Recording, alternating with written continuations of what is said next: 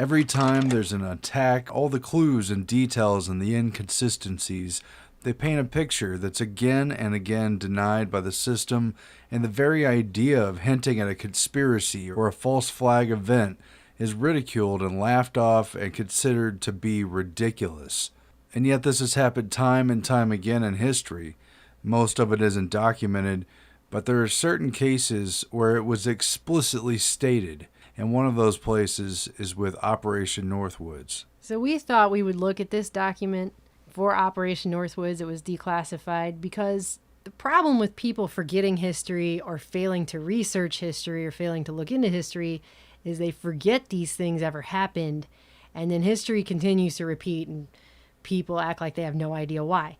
I hear debunkers all the time when these major false flags happen. They make these arguments like, how could large numbers of people lie about their identity? How could there be large numbers of crisis actors? How could they have fake funerals with fake victims? How could any of that stuff ever happen? How could so many people keep a secret? Exactly. And you hear that over and over and over every time there's a major event that has all the hallmarks of being a false flag. Well, if you go back and look at this particular document, they outline all of this stuff in print. How could those things happen? Well, just ask the Joint Chiefs of Staff after their meeting in March 1962, where they laid out exactly how it could happen, all in print, right there. It should be damning. It should be enough to shut this stuff down, but not enough people seem to know about it.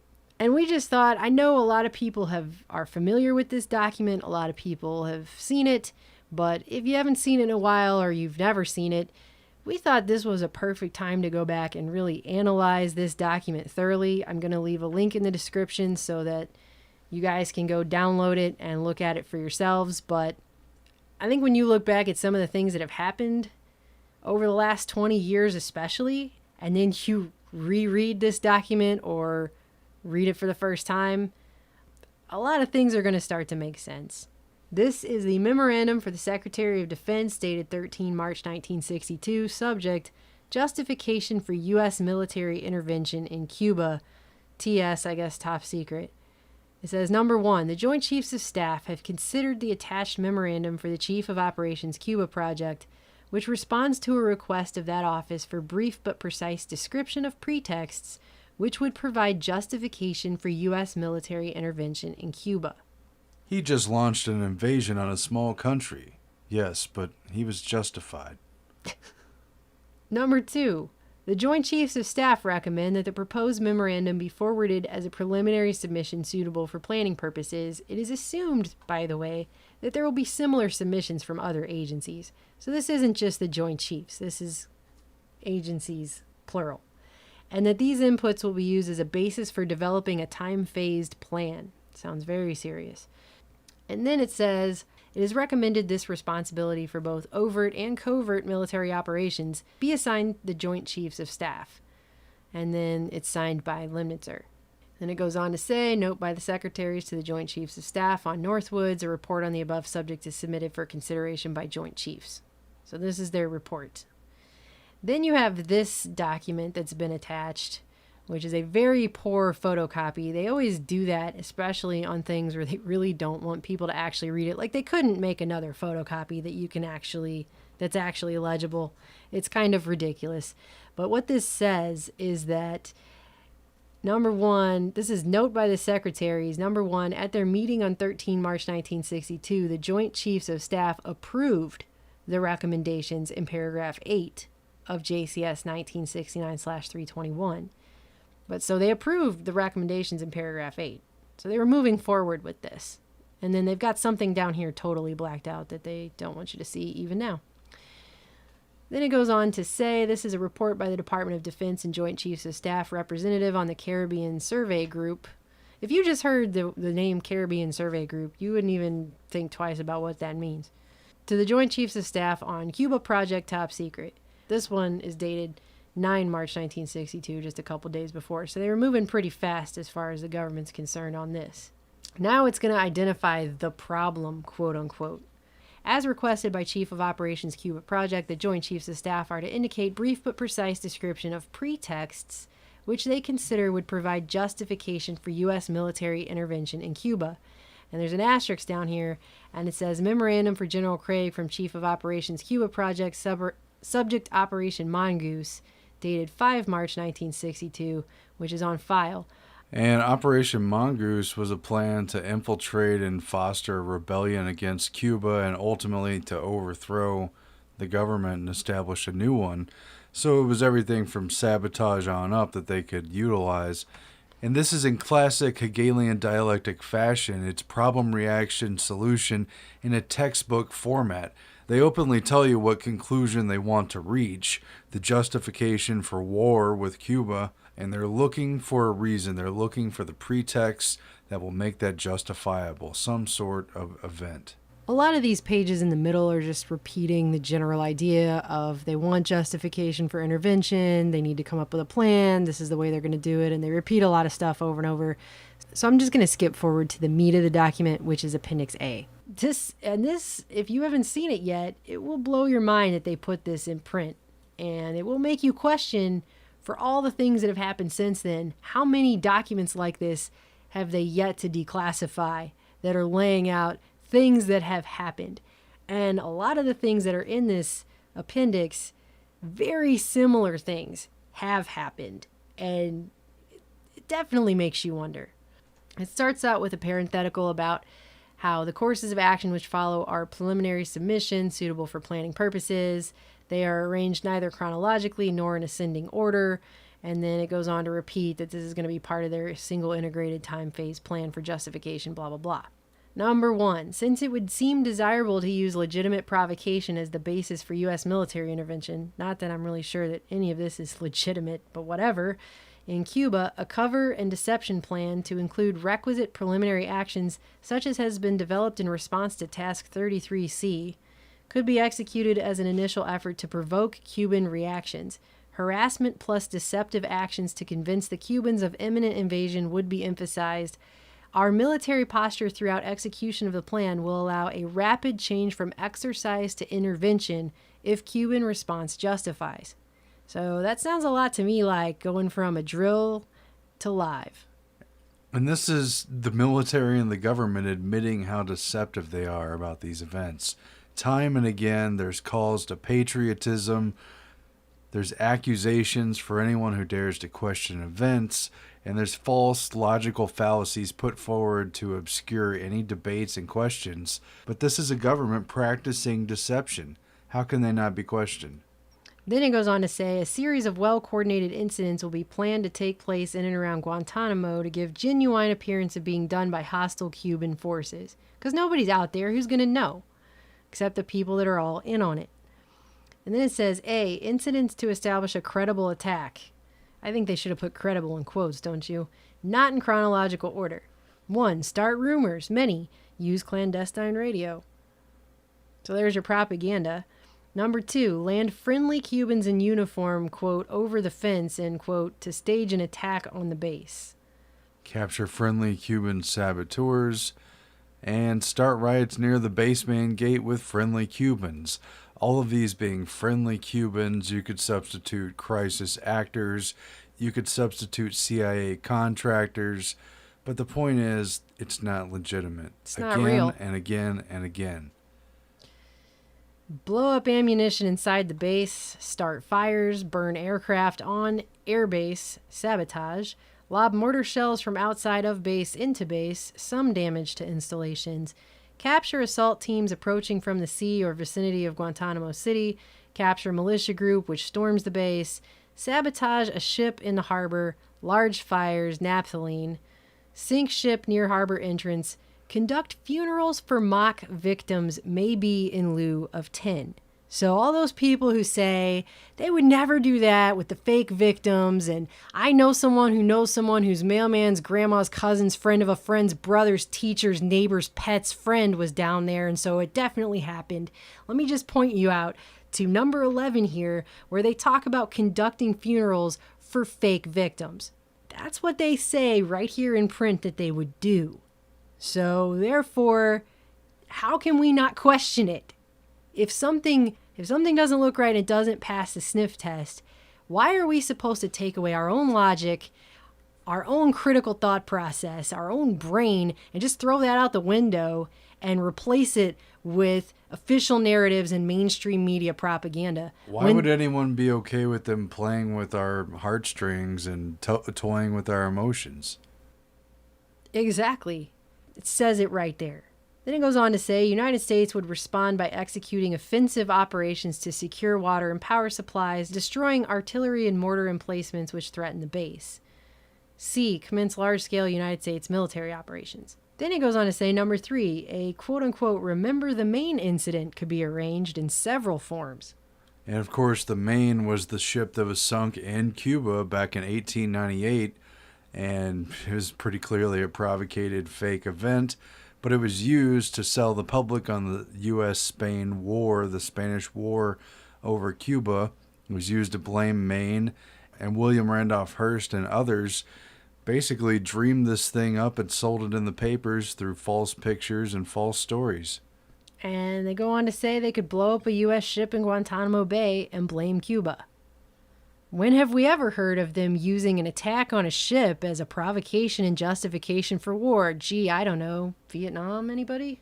Lusitania, World War I, it happens over and over again. The USS Cole with Osama bin Laden before the 9/11 attacks, over and over again. And then it says we could blow up a drone vessel, an unmanned drone vessel, anywhere in Cuban waters.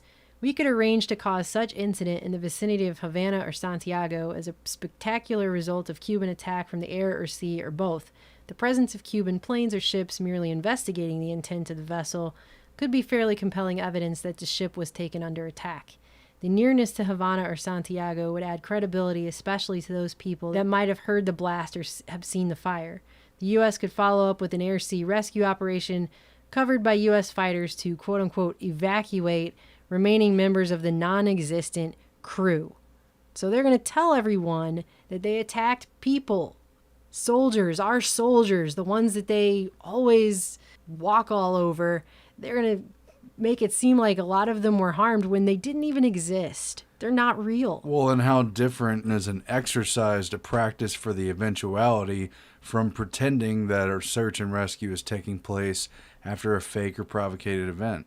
But they're going to take it a step further by placing casualty lists in U.S. newspapers to cause a helpful wave of national indignation. So they're going to print the names of the non-existent dead soldiers from the drone ship that was fake attacked outside of Cuba. To toy with emotions and get the American public on their side. Then it goes on to say they could develop a communist Cuban terror campaign in the Miami area, other Florida cities, or even in Washington. The terror campaign could be pointed at Cuban refugees seeking haven in the United States. We could sink a boatload of Cubans en route to Florida, real or simulated. They don't care if it's real human beings they're murdering. They don't. So, hoax or no hoax, they'll kill people or not. Whatever you want. We could foster attempts on lives of Cuban refugees in the United States, even to the extent of wounding in instances to be widely publicized. Exploding a few plastic bombs in carefully chosen spots, the arrest of Cuban agents and the release of prepared documents substantiating Cuban involvement also would be helpful in projecting the idea of an irresponsible government. They're going to set off plastic bombs. They're going to foster attempts on lives. They're going to sink boatloads of people, real or simulated. And this whole contrived terror campaign was carried out with the help of NATO in Europe under Operation Gladio. This was done to neutralize their opposition. Then it goes on to say, a Cuban-based Castro-supported, quote-unquote, filibuster could be simulated against a neighboring Caribbean nation in the vein of the 14th of June invasion of the Dominican Republic. We know that Castro is backing subversive efforts clandestinely against Haiti, Dominican Republic, Guatemala, and Nicaragua. I'm pretty sure a few of those also had CIA coups, but whatever. At present, and possible others. These efforts can be magnified and additional ones contrived for exposure. Contrived for exposure. Contrived for exposure. By Calvin Klein. Contrived for exposure, starring the dictator of this episode. It sounds like a Lifetime. The days of our lives. I know. It sounds like a Lifetime Network movie starring Dick Cheney. How many eyes take this stuff for granted and believe what they're told on the news when they're admitting that they contrive these events for exposure so that the public can see them. And then it says, for example, advantage can be taken of the sensitivity of the Dominican Air Force to intrusions within their airspace. Quote-unquote Cuban B-26 or C-46 type aircraft could make cane-burning raids at night. Soviet bloc incendiaries could be found. This could be coupled with quote-unquote Cuban messages to the communist underground in the Dominican Republic and quote-unquote Cuban shipments of arms, which would be found or intercepted on the beach. That sounds pretty familiar to me, too. Then it goes on to say, use of MiG-type aircraft by U.S. pilots could provide additional provocation, harassment of civil air, attacks on surface shipping, and destruction of U.S. military drone aircraft by MiG-type planes would be useful as complementary actions. An F-86 properly painted would convince air passengers they saw a Cuban MiG, especially if the pilot of the transport were to announce such fact. So you'll believe it because they told you to, not because that's what you're really even seeing. The primary drawback to this suggestion appears to be the security risk inherent in obtaining or modifying an aircraft, but it goes on to say, however, reasonable copies of the MiG could be produced from U.S. sources in about 3 months through their defense contractors. It gets worse. Number 7, hijacking attempts against civil air and surface craft should appear to continue as harassing measures condoned by the government of Cuba. Concurrently, genuine defections of Cuban civil and military air and surface craft should be encouraged. This one, I think, though, number 8, really does take the crap cake. It says it is possible to create an incident which will demonstrate convincingly that a Cuban aircraft has attacked and shot down a chartered civil airliner en route from the United States to Jamaica, Guatemala, Panama, or Venezuela. The destination would be chosen only to cause the flight plan route to cross Cuba. The passengers could be a group of college students off on a holiday or any grouping of persons with a common interest to support chartering a non-scheduled flight. But this is what really would happen. An aircraft at Eglin Air Force Base would be painted and numbered as an exact duplicate for a civil registered aircraft belonging to a CIA proprietary organization in the Miami area.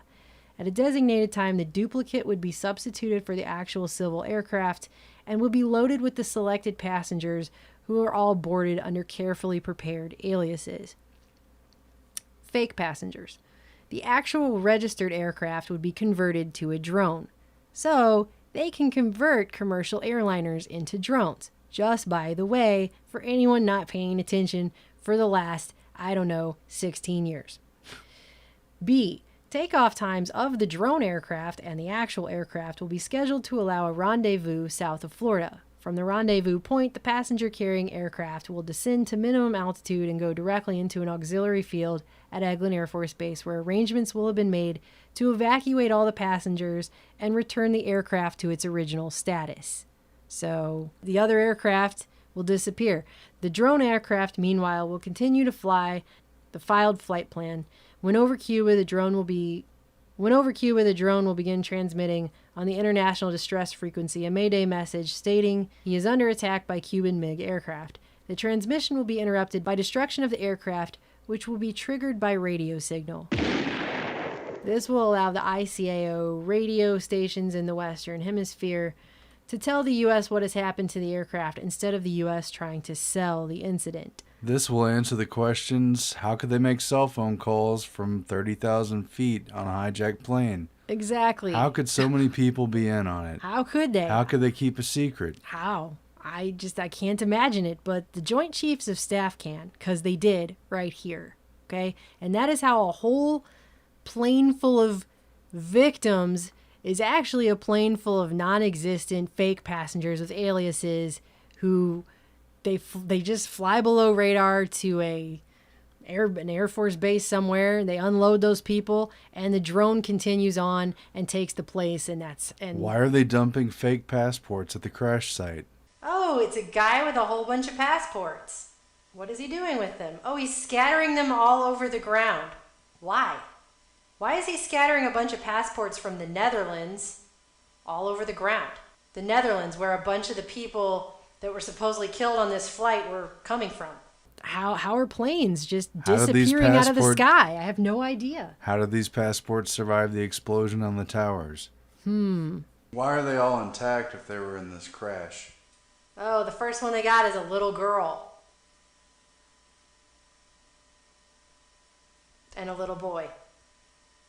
Explain to me what is going on here, because I really don't understand it. It's the same video they're showing in the background here as the Prime Minister is speaking. There it is, up there in the corner. See? They showed it. Number 9. It is possible to create an incident which will make it appear that communist Cuban MiGs have destroyed a U.S. Air Force aircraft over international waters in an unprovoked attack. A. Approximately 4 or 5 F-101 aircraft will be dispatched and trail from Homestead Air Force Base, Florida to the vicinity of Cuba. Their mission will be to reverse course and simulate secure aircraft for an air defense exercise in southern Florida. These aircraft would conduct variations of these flights at frequent intervals. Crews would be briefed to remain at least 12 miles off the Cuban coast. However, they would be required to carry live ammunition in the event that hostile actions were taken by Cuban MiGs. B. On one such flight, a pre-briefed pilot would fly tail-end Charlie at considerable interval between aircraft. While near the Cuban island, this pilot would broadcast that he had been jumped by MiGs and was going down. No other calls would be made. The pilot would then fly directly west at extremely low altitude and land at a secure base, an Eglin Auxiliary. The aircraft would be met by proper people, quickly stored, and given a new tail number. Now that plane no longer exists. The pilot who performed the mission under an alias would resume his proper identity and return to his normal place of business. The pilot and the aircraft would have then disappeared altogether off the face of the planet. Neither one exists. Then, at precisely the same time that the aircraft was presumably shot down, a submarine or small surface craft would disperse F-101 parts, a parachute, etc., 15 to 20 miles off the Cuban coast and depart. The pilots returning to Homestead would have a true story as far as they knew. Search ships and aircraft could be dispatched and parts of the aircraft found. This is a pro-Russian separatist standing on a piece of this plane, which just so happens to be intact enough to show you that it is a Malaysian Airlines flight, because that's their logo.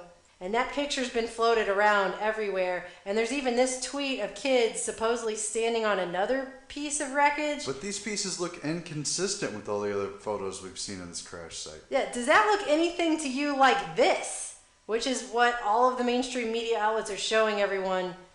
You've got all this explosion everywhere, and you can't hardly see anything. These two things look like movie sets, and they don't reconcile with each other. History repeats again and again because people continue to believe it.